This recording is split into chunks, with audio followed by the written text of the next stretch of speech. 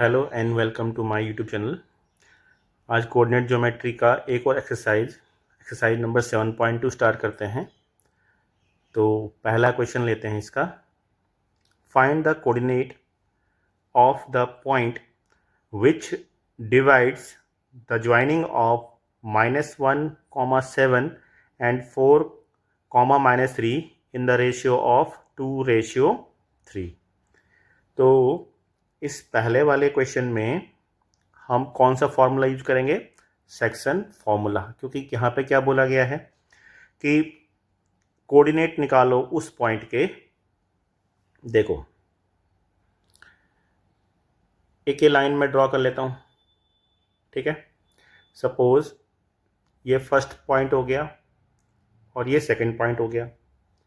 जो पहला पॉइंट हो गया वो हो गया -1, 7, और जो दूसरा पॉइंट हो गया ये हो गया 4, -3, ठीक है। अब एक पॉइंट है यहाँ पे कहीं पे, सपोज इस पॉइंट को मैं ए मान लूँ, इस पॉइंट को मैं बी ले लेता हूँ, और यहाँ पे कोई पॉइंट है, माना ये ओ पॉइंट है, और ये पॉइंट इस पूरे लाइन सेगमेंट को दो हिस्सों में डिवाइड करता है। पहला वाला हिस्सा 2 हो गया और दूसरा हिस्सा 3 हो गया, मतलब 2:3 के रेशियो में डिवाइड करता है, ठीक है। तो हमें इसके कोऑर्डिनेट निकाल रहे हैं। अब हम इसके कोऑर्डिनेट सपोज हम x, y कंसिडर कर लेते हैं। तो हमें पता है बाय द सेक्शन फॉर्मूला कि जो x होता है वो क्या होता है, m1 x2 plus m2 x1 upon m1 plus m2, ठीक है। इस तरह से होता है 1 2 2 1 अपॉन 1 + 2। और जो y कोऑर्डिनेट होता है वो होता है m1 y2 plus m2 y1 upon m1 plus m2। सो x कोऑर्डिनेट ये वाला कोऑर्डिनेट हो जाएगा और y कोऑर्डिनेट ये वाला हो जाएगा। रेशियो m1 m2 हमें दे रखा है। पहले वाले पॉइंट को x1 y1 लेंगे, दूसरे पॉइंट को x2 y2 लेंगे। मतलब अगर मैं यहाँ पे इसको लिख लूँ तो x1 y1 इक्वल टू हो जाएगा -1, 7, और x2 y2 होगा 4, -3, और m1 रेशियो m2 हो जाएगा 2:3। बस इस वैल्यू को इसमें पुटअप कर दो। सो x इक्वल्स टू m1 यानी कि 2, x2 यानी कि 4, plus m2 3 and x1 -1 upon m1 plus m2 2 + 3। So this will be 4 2 जा 8 -3 upon 5. So 8 - 3 is also 5 upon 5. This will be equal to 1. ऐसे ही हम y कोऑर्डिनेट भी निकाल लेते हैं। So y will be m1 y2, m1 यानी कि 2, y2 यानी कि -3, प्लस m2 3 और y1 is 7 upon 2 + 3. It will be -6 plus 21 upon 5. So 15 upon 5. So it will be 3. So x, y equal to 1,3। तो ये हमारा पॉइंट निकल गया x और y, मतलब हम सेक्शन फॉर्मूले का यूज करेंगे, ठीक है। m1x2 plus m2x1 upon m1 plus m2, and y के लिए m1y2 plus m2y1 upon m1 plus m2। इसका याद करने का सबसे अच्छा तरीका है 1 2 2 1 अपॉन 1 प्लस 2, ऐसे ही 1 2 2 1 अपॉन 1 प्लस 2। ये x और y कोऑर्डिनेट ये आ गए, और ये जो रेशियो होते हैं इनको हम m1 और m2 लेते हैं। तो ये था आपका पहला क्वेश्चन। इसी का दूसरा सवाल देखिए, दूसरा question, find the coordinate of the point of trisection of the line segment joining 4, -1 and -2, -3। यहाँ पे क्या कह रहा है वो कि आपके पास ऐसे ही एक लाइन सेगमेंट दिया हुआ है इस तरह से, और इसका पहला पॉइंट जो दे रखा है आपके पास वो है 4, -1, ठीक है। और दूसरा पॉइंट दे रखा है -2, -3। ये कह रहा है कि जो ये पॉइंट है ए और बी, एक लाइन सेगमेंट है, इसको 3 बराबर हिस्सों में बांटना है। ट्राई सेक्शन मतलब 3 टुकड़े करने हैं। तो भाई किसी भी चीज़ के 3 टुकड़े करने हों तो उसके बीच में 2 पॉइंट होने चाहिए, है ना। देखो, एक पीस ये हो गया, एक पीस ये हो गया, और एक पीस ये हो गया, मतलब ये 2 पॉइंट पी और क्यू मान लेते हैं, ठीक है ना। 2 पॉइंट, ट्राई सेक्शन मतलब 3 हिस्से करना, और 3 हिस्से करना मतलब कि उसके बीच में 2 पॉइंट ऐसे होने चाहिए बराबर बराबर, मतलब ये ए पी, पी क्यू और क्यू बी आपस में बराबर होंगी ना। 3 टुकड़े हो गए, एक, ये 2 और ये तीसरा, ठीक है। तो हमें पी निकालना है और क्यू निकालना है, हमें पी पॉइंट भी निकालना है और क्यू पॉइंट निकाल। तो पहले हम फॉर पॉइंट पी के लिए कि यहाँ लिखेंगे हम फॉर पॉइंट पी, हम पहले पी के लिए निकालेंगे और फिर हम क्यू के लिए निकालेंगे, ठीक है ना। फॉर पॉइंट पी, अब जब हम पी की बात करें तो फिलहाल क्यू को एक टाइप में आप इसको फिलहाल भूल जाइए, है ना। ये चीज़ यहाँ पे नहीं है। जब पी पॉइंट निकालेंगे तब इस पूरी ए बी लाइन को ये जो पी पॉइंट है किस रेशियो में तोड़ेगा। देखो, एक तो हो जाएगा, अगर 3 टुकड़े करने हैं तो ये सपोज ये भी 1 है, ये भी 1 है, ये भी 1 है, बराबर बराबर पीस होंगे। पर अगर ये पी पॉइंट लूँ मैं कंसिडर करूँ तो ये वाला जो हिस्सा है ये यहाँ से यहाँ तक, ये अगर 1 पीस है यहाँ से यहाँ तक, तो ये यहाँ से यहाँ तक पूरा 2 पीस हो जाएगा, है ना। 2 पीस होंगे कि नहीं होंगे, क्योंकि यहाँ पे एक पीस ये भी और एक पीस ये भी ऐड होगा। तो इस पी पॉइंट के लिए जो रेशियो होगा m1 और m2 का रेशियो होगा वो 1:2 होगा, ठीक है। तो यहाँ पे हम मान लेते हैं m1:m2 इक्वल टू 1:2, क्योंकि किसी के ट्राई सेक्शन करने हैं तो जो ये पी पॉइंट का जो पोजीशन है वो 1:2 की पोजीशन पे होगा, है ना। मतलब इधर एक हिस्सा है तो इधर 2 हिस्से हैं, तो यहाँ 2 का पूरा रेशियो होगा और इधर 1 का रेशियो होगा, तो 1:2 हो गया। अब इसके लिए x1 y1 ये हो जाएगा 4, -1, और x2 y2 ये हो जाएगा -2, -3। तो अब पहले वाला पॉइंट निकालते हैं, x वाला, मतलब इस P पॉइंट के लिए पहला कोऑर्डिनेट निकाल रहे हैं हम x। सो फॉर्मूला 1 2 2 1 अपॉन 1 + 2, ठीक है। इसको सॉल्व करते हैं तो m1 क्या है 1, और x2 क्या है -2, प्लस m2 क्या है 2, और x1 क्या है 4 अपॉन 1 + 2। सो ये हो जाएगा -2 और ये हो जाएगा 8। तो 8 में से -2 गया, जोड़ेंगे हम तो 6 हो जाएगा, 6/3। सो it will B 6/3, that is 2। तो पहला कोऑर्डिनेट आ गया 2। अब ऐसे ही y के लिए निकालो।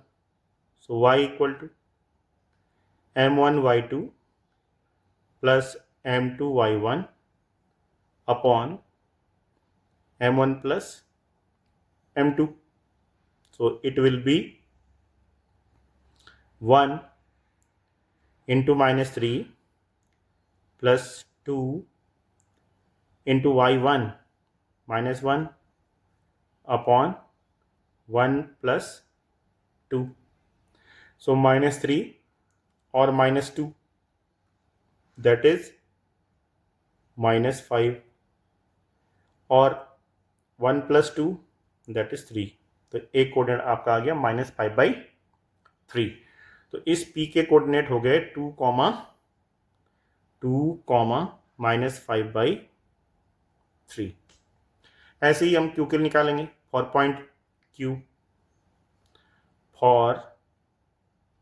पॉइंट q, ठीक है। तो q के लिए अब m1 रेशियो m2 क्या होगा। अब देखो इस पॉइंट के लिए अब दो हिस्से इधर को हैं और एक हिस्सा इधर को है, तो हम यहाँ क्या कह सकते हैं 2:1, ठीक है। और ऐसे ही इसके लिए निकालेंगे x पॉइंट के लिए पहले।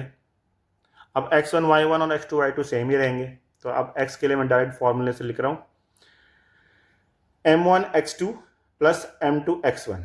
सो m1 यानी कि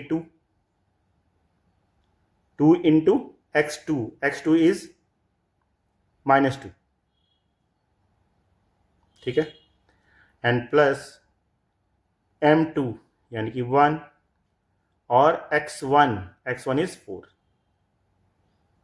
अपॉन m1 प्लस 2 प्लस 1, ठीक है। तो ये क्या हो जाएगा माइनस का 4 और ये है प्लस का 4, तो ये हो गया 0/3, दैट इज 0 ही आया, ठीक है। ऐसी y निकाल दो। y पहले क्या लेंगे m1 क्या है यहाँ पे 2, m1 is 2 and y2 is 3 -3 plus m2 is 1 and y1 is -1, y1 is -1 है ना, यहाँ पे -1 है, upon 2 plus 1। So it will B 2 3 जा 6, -6 हो गया यहाँ पे, और ये क्या हो गया -1, तो दिस विल बी -6 -1/3, सो -7/3। तो इसके कोऑर्डिनेट क्या आ गए, इस क्यू के कोऑर्डिनेट 0, -7/3। तो ये निकल गए ट्राई सेक्शन वाले पॉइंट। पी के लिए पॉइंट निकले 2, -5/3 और क्यू के पॉइंट निकले 0, -7/3, ठीक है। इस तरह से ये ट्राई सेक्शन के पॉइंट हो गए। Now question number 3, to conduct sports day activity in your rectangular shaped school ground ABCD, lines have been drawn with chalk powder at a distance of 1 meter each. 100 flower pots have been placed at a distance of 1 meter from each along AD as shown in the figure, ठीक है। तो यहाँ पे एक sports day activity हो रही है जहाँ पे कि कुछ रेस की एक्टिविटी है। अब 1-1 मीटर पे इस तरह से यहाँ तक 100 क्या चीज़ है प्लांट रखे हुए हैं 1-1 मीटर डिस्टेंस पे, मतलब 100 मीटर हो गया, ठीक है। अब निहारिका एक लड़की है जो कि 1/4 डिस्टेंस चलती है एडी का। 1/4 मतलब अब देखो यहाँ से लेकर के यहाँ तक 100 जब पॉट रखे हुए हैं तो 100 मीटर की डिस्टेंस का 1/4 कितना हो गया, 1/100 इंटू 1/4 दैट इज 25 मीटर। तो 25 मीटर की डिस्टेंस पे है वो। और इसी तरह से प्रीति जो है वो 1/5 of the distance of AD पे है ना। लेकिन जो निहारिका है वो सेकेंड रो पे है और जो प्रीति है वो 8th रो पे है। ठीक, तो अब इनके अलग अलग कोऑर्डिनेट हम बना लेते हैं और कोऑर्डिनेट के हिसाब से जो इसमें पूछा गया है हम उसका आंसर देंगे। अब पूछा क्या गया है, पूछा गया है कि एक लड़की है रश्मि, ठीक है, और वो ठीक एग्जैक्टली इन दोनों के बीच में एक फ्लैग लगाना चाहती है। तो वो पॉइंट कौन सा होगा, एक तो हमें ये निकालना है। दूसरा, इन दो जो ये लड़कियां हैं निहारिका और कौन, Niharika and the another one is Preeti, इनके बीच का क्या डिस्टेंस है हमें एक ये निकालना है। ठीक है, तो देखो फिगर को दिख रहा है। तो पहला हम कोऑर्डिनेट लिखते हैं किसका, निहारिका का। तो निहारिका जो है वो सेकेंड रो में दौड़ रही है, तो एक्स कोऑर्डिनेट पे आपका 2 आएगा और वो 1/4 डिस्टेंस ऑफ एडी है। तो 1/4 मतलब एडी का डिस्टेंस क्या है, 100 मीटर है। और 1/4 क्या हो जाएगा उसका, 1/मतलब 100 इंटू 1/4। तो निहारिका जो लड़की है उसको मैं एन से डिनोट कर रहा हूँ फिलहाल। ठीक है, तो एन के कोऑर्डिनेट हो जाएंगे क्या, 2,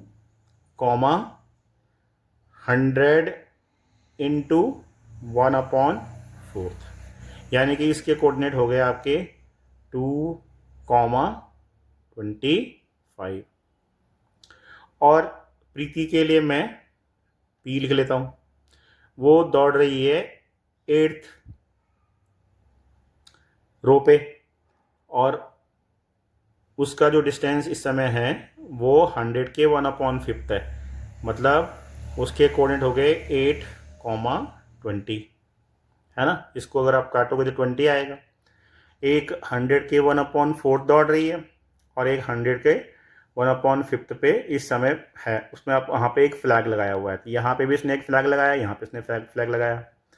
अब इन दोनों के बीच का डिस्टेंस पूछा गया है, मतलब कि निहारिका और प्रीति के बीच का डिस्टेंस क्या। तो लिखेंगे हम डिस्टेंस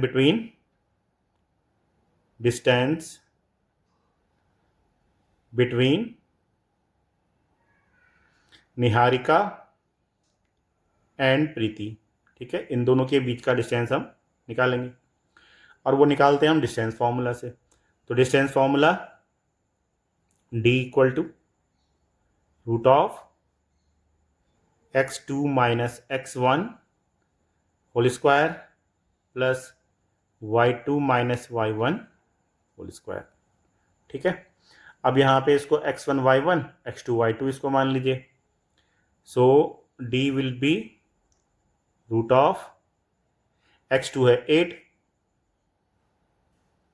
8 में से हम 2 को लेस करेंगे इसका स्क्वायर, और यहाँ पे है 20 माइनस 25 का स्क्वायर। सो 8 माइनस 2 हम कर देंगे 6 का स्क्वायर हो जाएगा यहाँ पे।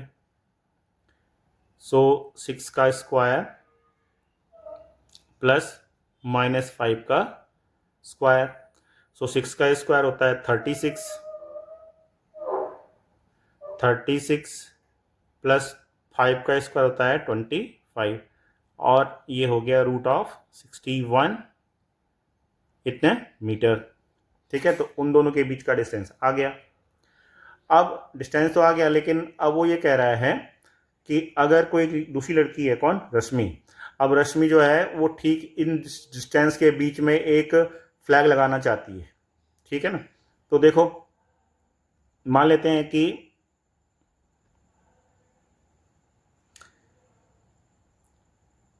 ये निहारिका दौड़ रही थी और यहाँ पे मान लेते हैं कि प्रीति दौड़ रही थी।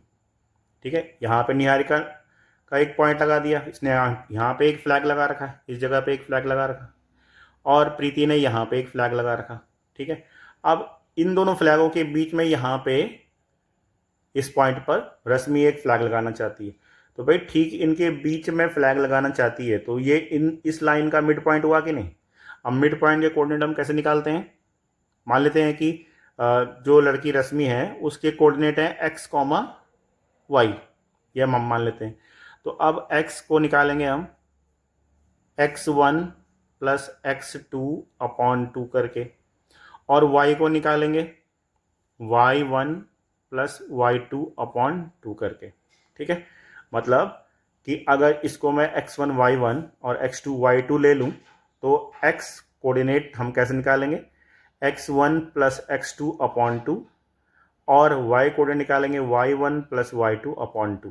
तो x कोऑर्डिनेट हो जाएगा x1 मतलब 2 प्लस 8 अपॉन 2 दैट इज 5। ठीक है, और y क्या हो जाएगा यहाँ पे, so y will B 25 plus 20 upon 2, it will B 45 upon 2 that is 22.5। ठीक है, तो ये कोऑर्डिनेट हो जाएंगे इस चीज़ के x और y। मतलब रश्मि जो है वो फ्लैग कहाँ पे लगाएगी, 5th रो में लगाएगी और 22.5 मीटर की डिस्टेंस पे लगाएगी। तो ये रश्मि यहाँ पे फ्लैग अपना लगा सकती है। ये इन दोनों लाइनों का मतलब n और p का ये यहाँ पे r हो गया, तो r के जो कोऑर्डिनेट आए वो आए 5 और 22.5। ठीक है ना, तो इस तरह से यहाँ पे आपको एक तो बोला गया था भाई कि रश्मि और प्रीति के बीच का डिस्टेंस निकालो, वो ये डिस्टेंस ये था।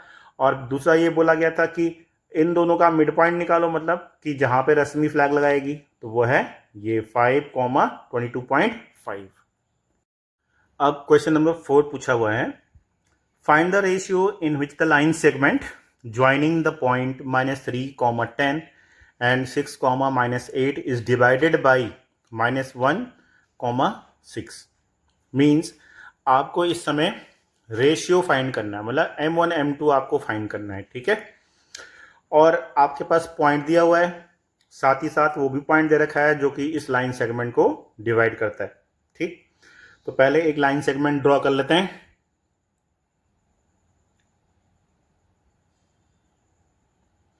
तो एक लाइन सेगमेंट ड्रॉ करते हैं। सपोज ये एक लाइन सेगमेंट है। ठीक है, और इस लाइन सेगमेंट में पॉइंट लिख लेते हैं यहाँ पे A और B। अब A के कोऑर्डिनेट आपको दे रखे हैं -3, -10, और ऐसे ही B के कोऑर्डिनेट आपको दे रखे हैं 6, -8, 6, -8, ये दिया हुआ है। और एक पॉइंट यहां दिया हुआ है बीच में।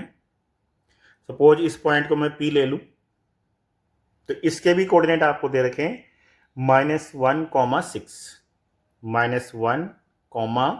6। अब ये बोला गया है कि ये जो पॉइंट है वो इस लाइन सेगमेंट को किस रेशियो में डिवाइड करता है, मतलब ये m1 m2 क्या होगा, आपको ये निकालना है। ये m1 और m2 क्या होगा ये निकालना है। तो अब इसके लिए आप क्या कर सकते हो कि ऐसा नहीं है कि आप दोनों चीज़ें लगाओगे, मतलब x भी और y भी लगाने की ज़रूरत नहीं है, किसी एक से ही ये m1 m2 आपका आ सकता है। ठीक है, कैसे आ सकता है देखो, सपोज दैट कि मैं किसी एक पॉइंट को लेके चल रहा हूं, x लेके चल रहा हूं मान लेते हैं।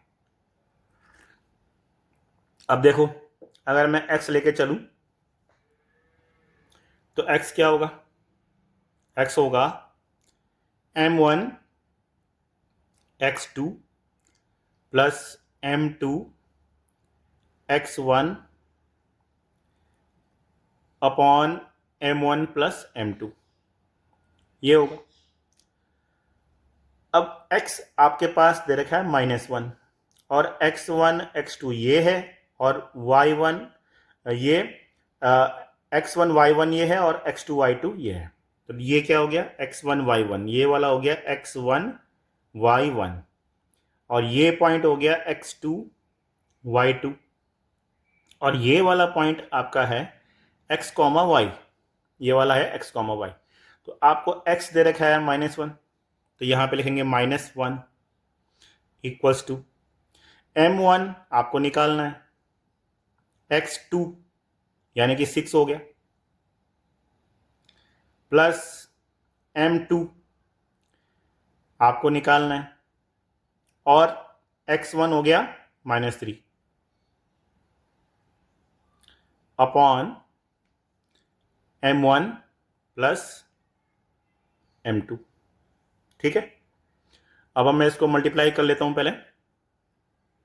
सो it will be -1 equal to 6m1 -3m2 upon m1 plus m2।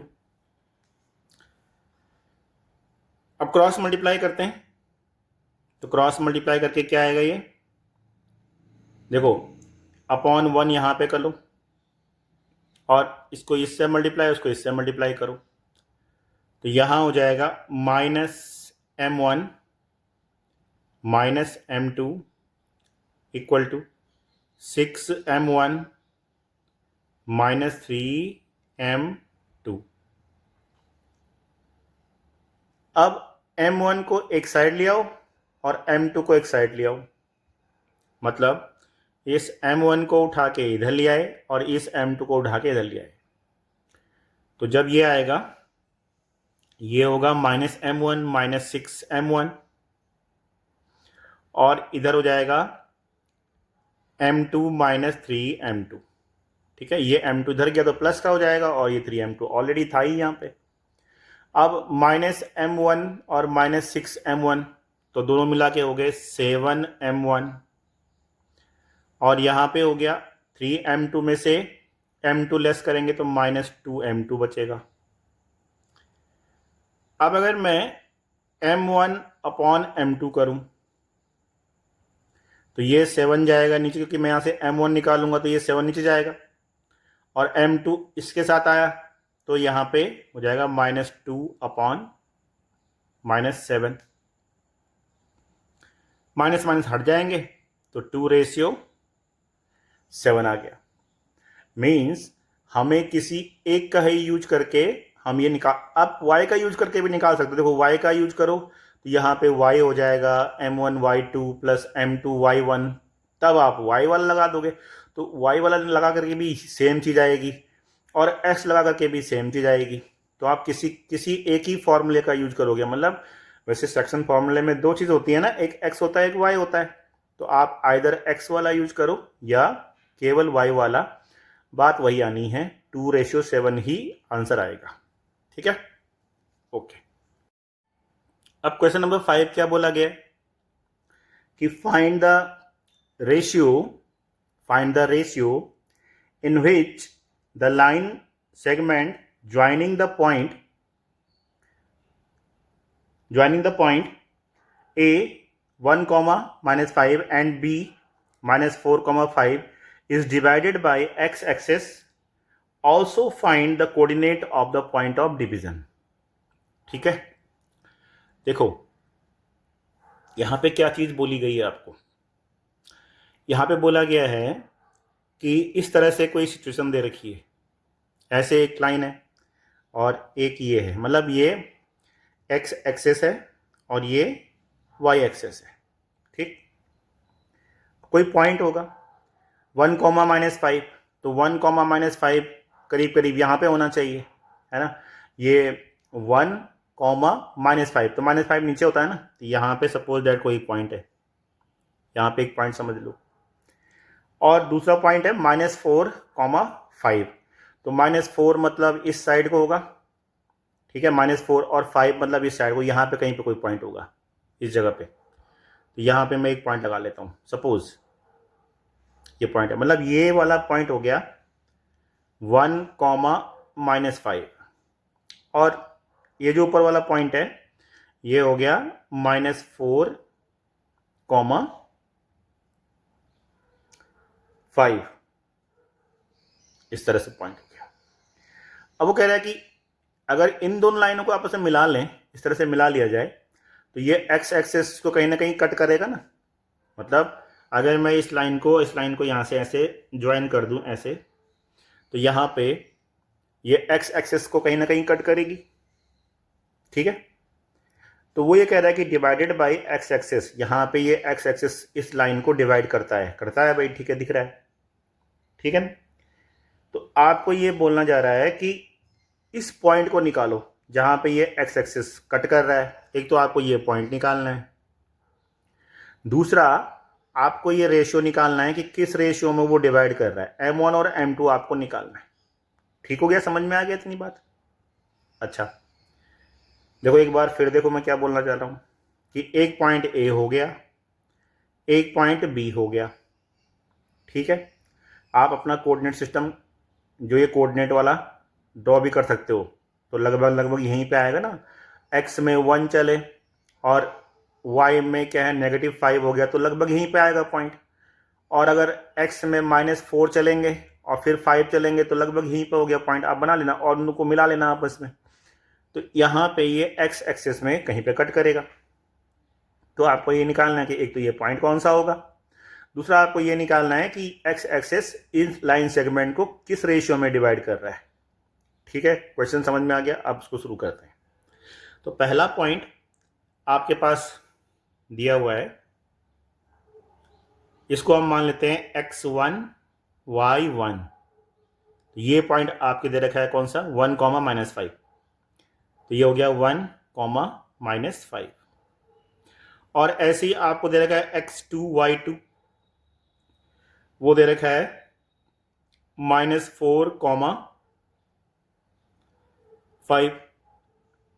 ठीक है, अब एक चीज ध्यान देने वाली बात यह है कि अगर x एक्सेस किसी चीज को कट कर रहा है तो क्या वहां पे y वाला कोऑर्डिनेट है वो कितना होगा? वो y वाला कोऑर्डिनेट वहां पे 0 होगा ना, क्योंकि y में तो यहाँ पे हम कहीं पे चल ही नहीं रहे ना। इस पॉइंट पे अगर देखो आप, तो क्या y में कहीं पे चल रहे हैं जहां पे ये पेन की नोक इस समय लगा रखी है मैंने, क्या यहाँ पे y पे कहीं पे चल रहे हैं? केवल x एक्सेस पे चल रहे हैं। तो यहाँ पे जो कोऑर्डिनेट होगा वो होगा x, 0। y क्या होगा? 0 होगा। ठीक हो गया, y वाला कोऑर्डिनेट यहाँ पे 0 होता है। तो यहाँ पे हम लिख सकते हैं कि at x axis the coordinate of y will be 0। ठीक है, तो y वाला 0 होगा। मींस जो कोऑर्डिनेट होगा वो क्या होगा? x एक्सेस पर, एट x एक्सेस। ठीक है, x, 0 होगा। कहां होगा? एट x एक्सेस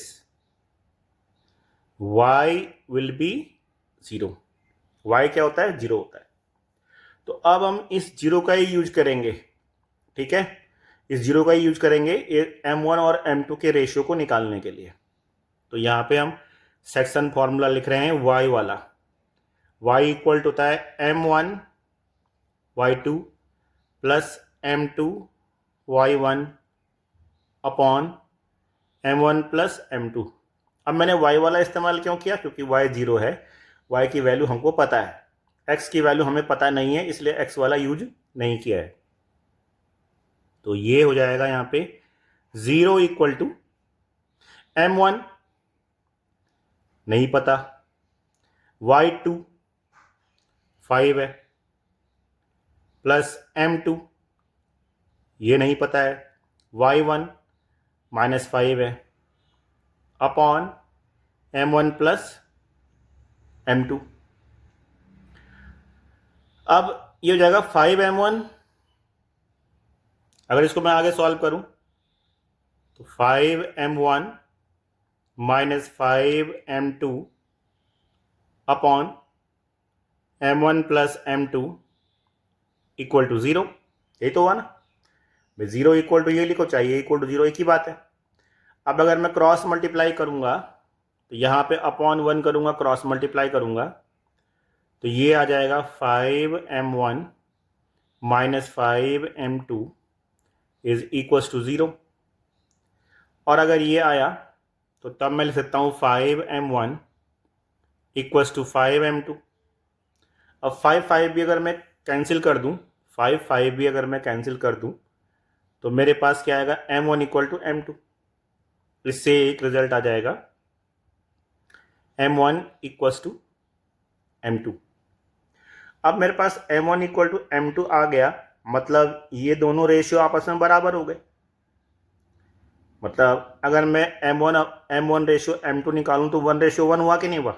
अगर मैं ये करूं कि भाई m1 अपॉन m2 क्या हुआ, तो मैं बोलूंगा 1:1 हुआ, क्योंकि दोनों आपस में इक्वल है। m1 इक्वल टू m2 का मतलब क्या है कि m1 भी उतना ही है जितना m2 है, मतलब 1:1 हो गया। तो एक तो आपका निकल गया m1:m2 इक्वल टू 1:1। एक आंसर तो आपका ये हो गया। और अब ये बोल रहा था कि ये पॉइंट, ये x भी तो निकालना है अभी आपको, ये x पॉइंट कितना होगा। ठीक है, तो x पॉइंट निकालने के लिए आपको x वाला फॉर्मूला आप इस्तेमाल करना पड़ेगा। x इक्वल टू क्या होता है, m1 x2 plus m2 x1 upon m1 plus m2। या इसको नहीं भी अगर हम बोलते तो हम डायरेक्ट ये बोल सकते थे कि अब ये वाला इन दोनों पॉइंटों का मिड पॉइंट हो गया। हुआ कि नहीं मिड पॉइंट, बताओ। मिड पॉइंट क्यों हुआ, क्योंकि रेशियो बराबर आए ना, 1:1 आया। वैसे इससे भी निकल जाएगा वो, लेकिन अगर देखा जाए तो रेशियो आपस में इक्वल है, और जब रेशियो आपस में इक्वल होते हैं तो ये पॉइंट मिड पॉइंट कहलाता है। और मिड पॉइंट को हम कैसे फाइंड करते हैं, हम निकालते हैं x1 प्लस x2 अपॉन 2 करके, है ना। तो इससे भी आ जाएगा, और इससे भी वही बात बनेगी, क्योंकि m1 भी 1 है, m2 भी 1 है, तो यहाँ भी 1 रहेगा, यहाँ भी 1 रहेगा, और यहाँ भी 1 + 1, तो बात तो यही आई ना। इससे घूम के भी तो यहीं पे आ गए हम। ठीक है, अब x1 कितना है, 1, और ये कितना है, -4 upon 2। So it will be 1 -4 upon 2, so -3 upon 2। तो ये x वाला पॉइंट आपका आ गया। तो कोऑर्डिनेट क्या हो जाएंगे इस पॉइंट के, इस पॉइंट के कोऑर्डिनेट हो जाएंगे x, 0, यानी कि -3 अपॉन 2, 0। ठीक है, तो ये इस पॉइंट के कोऑर्डिनेट हो गए, या आप इसको 1.5 भी लिख सकते हो। और साथ ही साथ आपको मिड पॉइंट का भी पता लगा कि अगर रेशियो आपस में बराबर होंगे तो ये वाला पॉइंट, तब हमें सेक्शन फार्मूले की जरूरत नहीं पड़ेगी, तब हमें डायरेक्ट मिड पॉइंट फार्मूले की जरूरत पड़ेगी। वैसे सेक्शन फार्मूले से ही मिड पॉइंट वाला फार्मूला आता है, क्योंकि यहाँ पे रेशियो आपस में इक्वल हो जाए, मतलब इसकी जगह में भी अगर आप 1 लिख दो और इसकी जगह में भी आप 1 लिख दो, तो ये x2 हो जाएगा, ये x1 हो जाएगा, यानी कि x1 प्लस x2 हो जाएगा ऊपर वाला, और नीचे भी 1 + 1 2 हो जाएगा। तो यही चीज़ आ गई ना। इस तरह से इसका सॉल्यूशन होता है।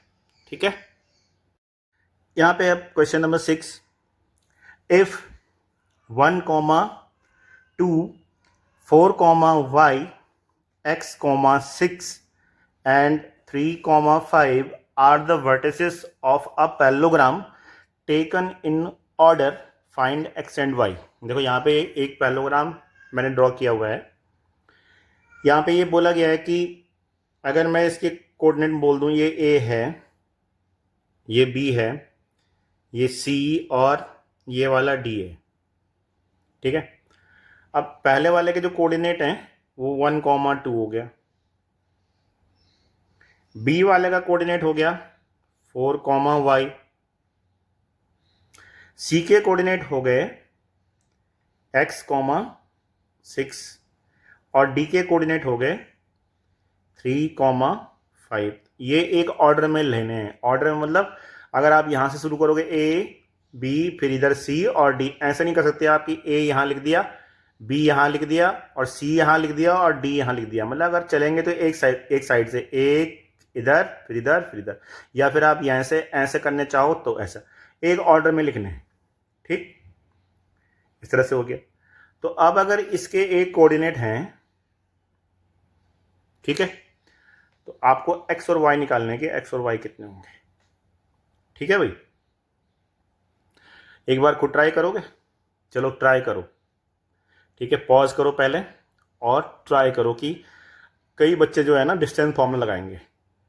ठीक है, तो डिस्टेंस फॉर्मूला क्योंकि आपको पता है ना कि भाई पैरेललोग्राम में ये वाली साइड इसके इक्वल होगी और ये वाली साइड इसके इक्वल होगी। तो बच्चे शुरू कर देंगे डिस्टेंस फॉर्म लगाना, मतलब इसका डिस्टेंस निकाल लेते हैं और फिर इस वाले का डिस्टेंस निकाल लेते हैं, फिर इसका डिस्टेंस निकाल लेते हैं और इसका डिस्टेंस निकाल लेते हैं और ये डिस्टेंस के बराबर हो जाएगा तो हमारा एक्स और वाई में एक क्वेश्चन आ जाएगी और ये डिस्टेंस का बराबर हो जाएगा तो हमारी एक्स और वाई में क्वेश्चन आ जाएगी। दोनों को सॉल्व कर देंगे और काम बन जाएगा। लेकिन आप करके देखोगे, एक बार करके देखना, इस तरह से डिस्टेंस फॉर्मूला लगा के देखो, आप उलझ जाओगे। अब वो उलझोगे कैसे कि यहाँ से आपको एक एक्स की इक्वेशन आएगी, फिर इधर से आपके पास वाई की इक्वेशन आ जाएगी तो आप बराबर नहीं कर पाओगे। फिर यहाँ से भी ऐसे ही, यहाँ तो आपको प्योर वैल्यू मिल जाएगी, यहाँ दोनों एक्स और वाई आ जाएंगे तो आप इक्वल नहीं कर पाओगे। समझ रहे हो? तो एक प्रॉपर्टी हम और यूज करते हैं इसकी। अब वो प्रॉपर्टी क्या है? पैरेललोग्राम की एक प्रॉपर्टी क्या होती है कि जो इसके डायगोनल होते हैं, ठीक है, कौन से डायगोनल? ये डायगोनल जो मैं अब ड्रॉ कर रहा हूँ ऐसे, एक डायगोनल ये हो गया और ये डायगोनल ये हो गया, इसको हम विकर्ण बोलते हैं ना, या डायगोनल बोलते हैं, है ना। इस तरह से जो ये मैंने ड्रॉ कर लिए, ये जो डायगोनल होते हैं वो इस पॉइंट पर जब कट करते हैं, मतलब ये पॉइंट हो गया O, तो ये पॉइंट उन डायगोनल को एग्जैक्टली दो हिस्सों में डिवाइड करता है, बाइसेक्ट करता है ना डायगोनल को। ये जो सेंटर वाला पॉइंट होगा वो ये वाला हिस्सा और ये वाला हिस्सा आपस में बराबर हो जाएगा और इधर वाला हिस्सा और इधर वाला हिस्सा आपस में बराबर हो जाएगा। मतलब कि डायगोनल बाइसेक्ट ईच अदर, एक दूसरे को बाइसेक्ट करते हैं। तो यहां पे लिखेंगे कि इन पैरेललोग्राम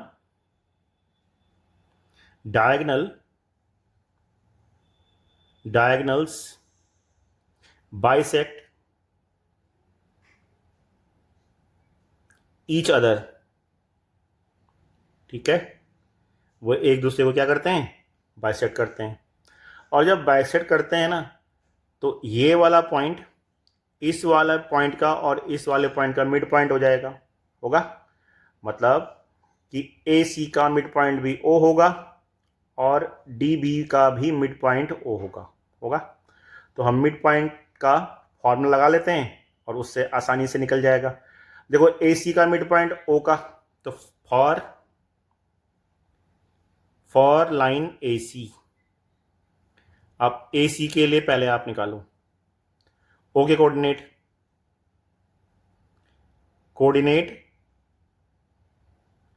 ऑफ ओ कितना हो जाएगा? इसको आप x1 y1 मान लो, इसको x2 y2 मान लो फिलहाल।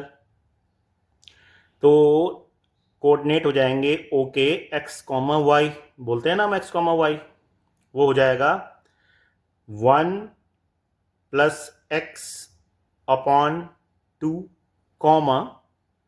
2 + 6 अपॉन 2 होगा।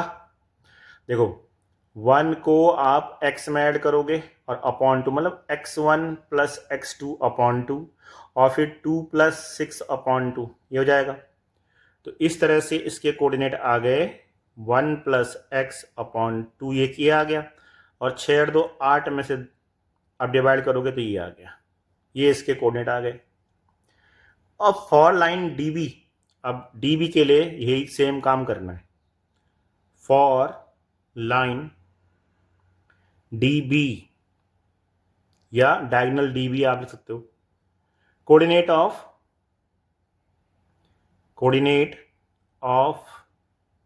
O, इसके भी कोऑर्डिनेट निकालेंगे हम इस लाइन के कारण। तो क्या हो जाएगा?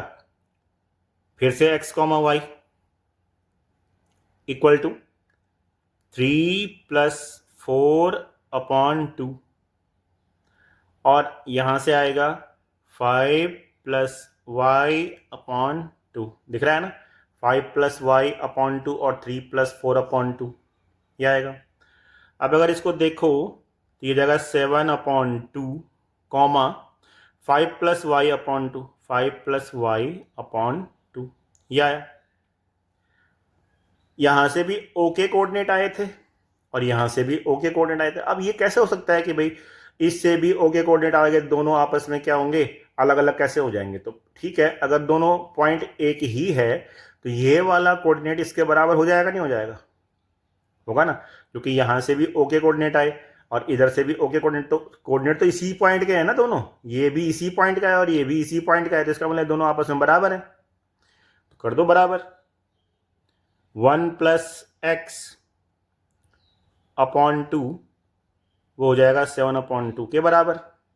ये वाला पहले वाले के बराबर और लास्ट वाला इसके बराबर हो जाएगा। तो अब अगर मैं इस 2 से इस 2 को काट दूं तो मेरे पास यहां से रिजल्ट आया 1 + x = 7 और यहां से x आ गया 7 - 1 और यहां से x आ गया 6। तो पहला वाला कोऑर्डिनेट हमारा आ गया 6। और ऐसे ही हम दूसरे वाले से भी निकाल सकते हैं। कौन सा वाला? ये वाला और ये वाला। तो यहाँ पे हम लिख देंगे 5 + y/2 = 4 या 8/2, जैसे हमने पहले किया था 8/2, इसको हम 8/2 भी कर सकते हैं। तो यहाँ आ जाएगा 5 + y = 8। अब 8 क्यों हुआ, क्रॉस मल्टीप्लाई कर लो यहीं पे। So y = 8 - 5 that is equal to 3। तो जो हमारा इस x का कोऑर्डिनेट आ गए वो आ गए 6,3। क्या आ गया? 6,3। हमें यही तो निकालना था ना कि भाई इस पॉइंट के, या हमें x और y की वैल्यू निकालनी थी। ठीक है, हमें क्या निकालनी थी? x और y पूछा हुआ था, तो x और y भी यहाँ पे आ गए। x कितना हो गया हमारे पास? 6 था और y कितना हो गया हमारे पास? 3। तो यही हमें पूछा गया था कि x और y फाइंड करो कि अगर वो एक डायगोनल के इस तरह से पॉइंट हैं तो x और y कितना होगा। और हम इस पॉइंट को भी अगर कोई पूछेगा तो हम बोल सकते हैं कि 6,3 होगा, क्योंकि यहाँ पे x, y यही देखो, ये वाला पॉइंट और ये वाला पॉइंट सेम ही होगा ना, क्योंकि वो इसी लाइन का ये मिड पॉइंट हो गया, ये इस लाइन का मिड पॉइंट हो गया। हमें कौन सी प्रॉपर्टी लगाई कि इन parallelogram diagonal bisect each other, एक दूसरे को बाइसेक्ट करते हैं। तो कभी भी डिस्टेंस फॉर्मूले का यूज नहीं करना है ऐसे में। अगर आप करते हो तो फंस जाओगे। करके देख लो एक बार। अब question number 7, find the coordinate of a point A where AB is the diameter of a circle whose center is 2, -3 and B is 1, 4। तो यहाँ पे एक सर्कल ड्रॉ किया हुआ है जिसका सेंटर आपको गिवन है और सेंटर दे रखा है कितना? 2, -3। यहाँ पे दे रखा है 2, -3, ये सेंटर दे रखा है। और एक पॉइंट यहाँ पे दिया हुआ है, इसका B पॉइंट आपको दे रखा है गिवन 1, 4। तो मान लेते हैं कि ये वाला पॉइंट इसका B पॉइंट है, ये वाला पॉइंट दिस वन, और इसका जो कोऑर्डिनेट दे रखा है वो दे रखा है 1, 4, 1, 4। ये इसका कोऑर्डिनेट दे रखा है। तो आपको ए के कोऑर्डिनेट निकालने हैं कि ए का कोऑर्डिनेट क्या होगा, इसका कोऑर्डिनेट बताओ। ठीक है, सिंपल सी बात है कि एक डायमीटर जो होता है उसका सेंटर पॉइंट क्या होता है? उसका सर्कल का ही सेंटर पॉइंट डायमीटर को 2 हिस्सों में डिवाइड करता है। ठीक, मतलब OA और OB आपस में इक्वल होंगे। कब होगा? जब O सर्कल का सेंटर होगा। अगर AB डायमीटर है तो डायमीटर का हाफ रेडियस होता है। और अगर मैं O से B तक एक पॉइंट को ड्रॉ करूं तो मैं OB जो है मेरा एक रेडियस होगा। इसका मतलब कि OA और OB आपस में इक्वल होंगी, या मैं ये कह सकता हूं कि O is mid point of AB।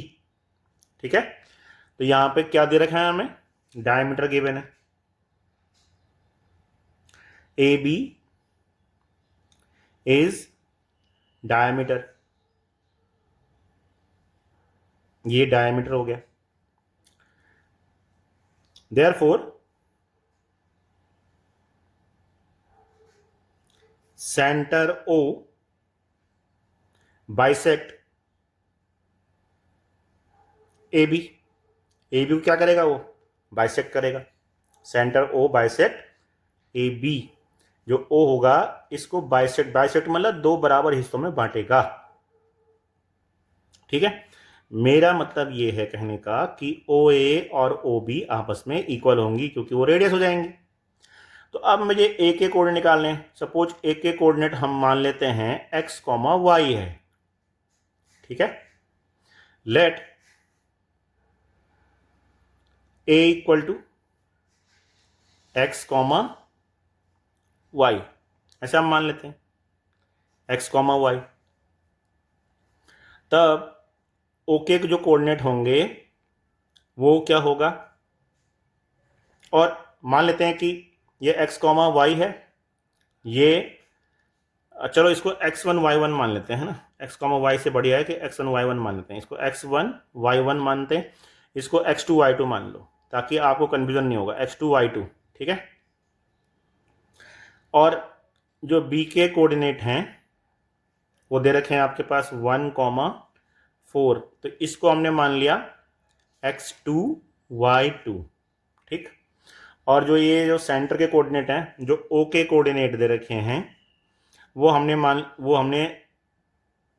मान लिए x, y, इसको मान लिया मैंने x, y। ठीक है, अब आपको पता है ना सेंटर के कोऑर्डिनेट जब हम निकालते हैं तो सेंटर पॉइंट क्या होता है, x इक्वल हो जाएगा x1 प्लस x2 अपॉन 2, और y होगा y1 प्लस y2 अपॉन 2। तो इस तरह से अगर मैं x के कोऑर्डिनेट को देखूं तो x की वैल्यू यहाँ पे 2 है, ये 2 है, और x1 हमें निकालना है, x2 1 हो गया अपॉन 2। तो इसको हम सॉल्व कर लेते हैं। पहले क्रॉस मल्टीप्लाई करो, x1 plus 1 is equal to 4, so x1 equal to 3। तो x1 3 आ गया। ऐसे आप y वाले से निकालेंगे। अब y कितना है यहाँ पे, -3, y1 निकालना है हमें, y2 4 है अपॉन 2। तो अब क्रॉस मल्टीप्लाई करेंगे तो y1 plus 4 equal to minus का 6, so y1 equal to -6 minus 4 that is equal to -10। ठीक है, तो कोऑर्डिनेट क्या हो गए इस पॉइंट के, 3, -10। क्या हो गया, 3, -10। बस यही तो आपको पूछा हुआ था कि इसके कोऑर्डिनेट बताओ। क्या लगाया हमने यहाँ पे, ए बी डायमीटर है तो वो उसको बाइसेक्ट करेगा, और मिड पॉइंट का लगा दिया फॉर्मूला। ठीक है, क्वेश्चन नंबर 8 दिया हुआ है कि if A and B are -2, -2, A दे रखा है आपके पास -2, -2, और बी दिया हुआ है 2, -4। तो हमें पी के कोऑर्डिनेट निकालने हैं। Find the coordinate of P such that, इनके बीच में एक रिलेशन दिया हुआ है। वो क्या दिया हुआ है, A P equal to 3/7 of A B. यहां पे हमें गिवन है कि ए पी, अब यहां जरा ध्यान देना है, ये सवाल बड़ा इंपॉर्टेंट है। A P is equal to 3/7 of A B given है। ठीक है, अब कई बच्चे इसका M1 और M2 का रेशियो निकालेंगे तो बोलेंगे सर 3:7 हो गया, है ना, क्योंकि यहाँ पे ए पी 3 दे रखा है और ए बी ये दे रखा है। तो हमें इस रेशियो निकालने के लिए ही ये रिलेशन दिया हुआ है। अब जरा ध्यान दो कि जो ए पी है वो 3/7 ऑफ ए बी है, मतलब कि ए बी के 7 टुकड़े किए, उसमें से ए पी 3 पार्ट है, ए पी है 3 पार्ट। 3/7 का मतलब क्या हो गया कि किसी चीज़ के मैं 7 पीस करूं। इस तरह से समझ सकते हो आप कि मैं एक लाइन यहाँ पे अगर यहाँ से ड्रॉ करूं, ठीक है, और मैं सपोज यहाँ से यहाँ तक एक पॉइंट ले लूं, फिर मैं यहाँ पे एक पीस 2, 3, 4, 5, 6, 1, 2, 3, 4, 5, 6, चलो यहीं तक ये मान लेते हैं ना, इस पॉइंट तक मान लो है, ये आगे ये पॉइंट नहीं है। इस पॉइंट से इस पॉइंट तक मान लो, ये सपोज ये ए है और ये बी है, तो भाई 7 पीस हुए ना, 1 2 3 4 5 6 7, और 7 पीस में से जो ए पी है वो तीसरे पीस तक है, मतलब 1 2 3 यहाँ पे है, ये पी पॉइंट यहाँ पे है, तो 3 पीस तो यहाँ पे हुए, बाकी इधर कितने पीस बच गए, 1 2 3 4, तो 4 यहाँ बच गए। समझ रहे हो? तो ये रिलेशन देने का मतलब ये नहीं है कि 3:7 हो गया, बल्कि आपको जो जो बाकी बचा हुआ हिस्सा है बी पी, ये ए पी के तो चलो 3 आ गए, लेकिन जो बाकी बचा हुआ हिस्सा है बी पी, उसको निकालने के लिए आपको 7 में से 3 को लेस करना पड़ेगा, तब 4 पीस बचेंगे, तो 4 ये हो जाएगा। तो जो यहाँ पे M1:M2 आएगा वो 3:4 आएगा, न कि 3:7। ये ध्यान देने की बात है यहाँ पे, ठीक है? यहीं पे ही कंफ्यूजन होता है। तो पी के कोऑर्डिनेट हम आराम से निकाल सकते हैं उसके बाद। तो चलो मान लेते हैं कि let coordinate of P equal to x, y। हमने इसके कोऑर्डिनेट क्या मान लिए, x, y मान लिए।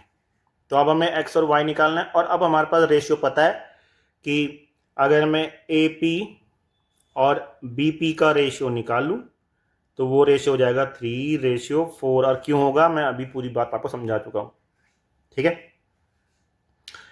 तो यहां पे M1 M2 का रेशियो आ गया, M1 आ गया 3, M2 आ गया 4, ठीक हो गया?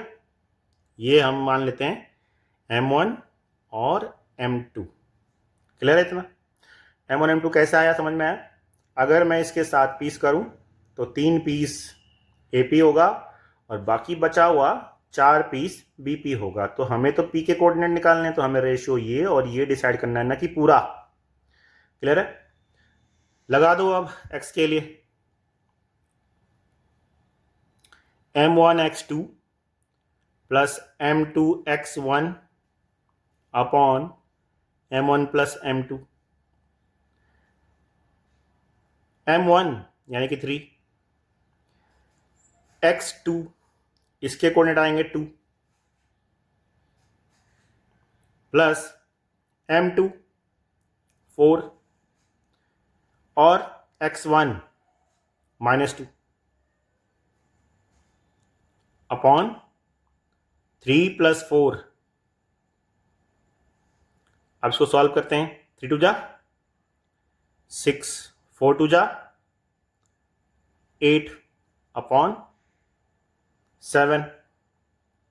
सो 8 में से 6 कम हो जाएगा तो -2 अपॉन 7। इसका पहला कोऑर्डिनेट आ गया। ऐसे ही आप y के लिए निकालोगे, y equal to M1y2 plus M2y1 upon M1 plus M2।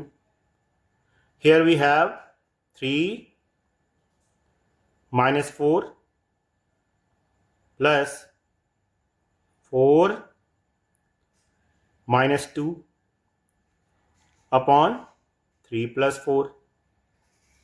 तो 3 4 जा 12, 4 2 जा 8, दैट इज -20 अपॉन 7।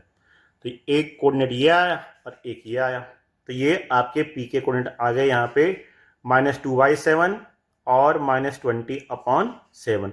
सो जो पी के कोऑर्डिनेट होंगे वो होगा -2/7, -20 अपॉन 7 आंसर। ठीक है, इस तरह से ये सॉल्व करना है। नेक्स्ट क्वेश्चन दे रखा है, question number 9। Find the coordinate of the point which divide the line segment. Line segment के पॉइंट दे रखे हैं -2, 2 और एक पॉइंट और दिया हुआ है 2, 8 into 4 equal part. 4 equal part में इसको डिवाइड करना है। ये ए हो गया, ये बी हो गया। 4 इक्वल पार्ट यहां पे मैंने मान लिए कि सपोज ये पी होगा, ये क्यू होगा, ये PQR मान लिए। 4 इक्वल पार्ट में 3 पॉइंट अंदर आएंगे, ठीक है ना? अभी बताया था ना पहला वाला सवाल ऐसे ही, जिसमें ट्राई सेक्शन था, इसमें 4 सेक्शन करने। और यहाँ पे अब आपको इसके लिए सेक्शन फार्मूला लगाने की भी ज़रूरत नहीं पड़ेगी। वैसे खैर आप सेक्शन फार्मूले से भी आप कर सकते हो। इसको आप 1:3 ले सकते हो पूरा। ये 1 यहाँ पे हो गया, 3 पार्ट इधर हो गए। जब आप क्यू के लिए निकालोगे तो आप मिड पॉइंट का फार्मूला लगा सकते हो, और चाहो तो आर पॉइंट के लिए फिर 3:1 वाला ले सकते हो, है ना। तो इस तरह से कर सकते हो सेक्शन फार्मूला लगा करके। लेकिन अगर आप ढंग से देखो तो क्यू जो होगा वो ए और बी का मिड पॉइंट होगा। पहले पॉइंट क्यू के लिए निकाल दो, है ना। जो क्यू पॉइंट होगा वो इसका और इसका मिड पॉइंट होना चाहिए ना। 4 इक्वल पार्ट करने हैं तो ये वाला पार्ट इसके मिड पॉइंट होगा कि नहीं होगा, जस्ट हाफ क्यू। तो यहां लिखेंगे फॉर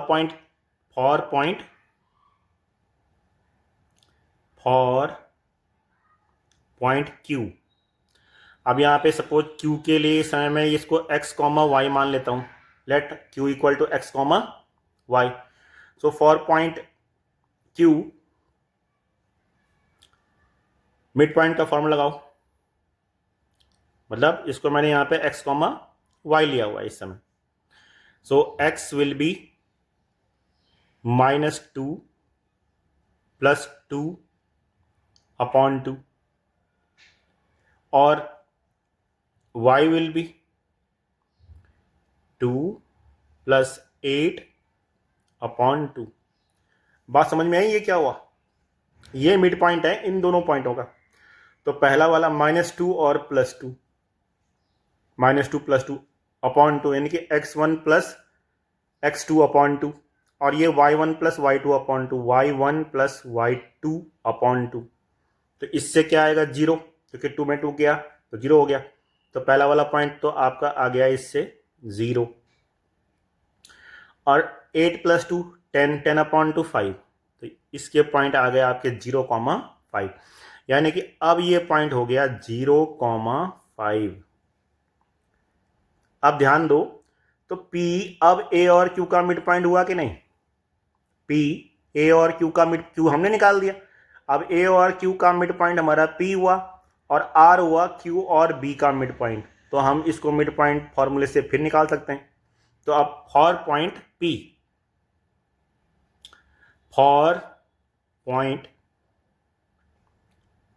P, अब इसको मान लो इस बार x1 y1 या xy जो भी आप मान लो। तो लाइन सेगमेंट केवल आपको ए क्यू लेना है, पूरा नहीं लेना ए क्यू, क्योंकि अब आप ए और क्यू का मिड पॉइंट निकाल रहे हो P। सो P के लिए x हो जाएगा -2 + 0 अपॉन 2, और ऐसे ही हो जाएगा 2 + 5 अपॉन 2। तो माइनस ये कितना हो जाएगा अब, -2 अपॉन 2, यानी कि -1 आएगा, और 2 + 5 अपॉन 2, तो 5 और 2 7, 7 अपॉन 2। तो ये आ गए आपके P के कोऑर्डिनेट। तो P के कोऑर्डिनेट क्या हो गया यहाँ पे, -1,7 अपॉन 2। और इसी तरह से आप R के फॉर पॉइंट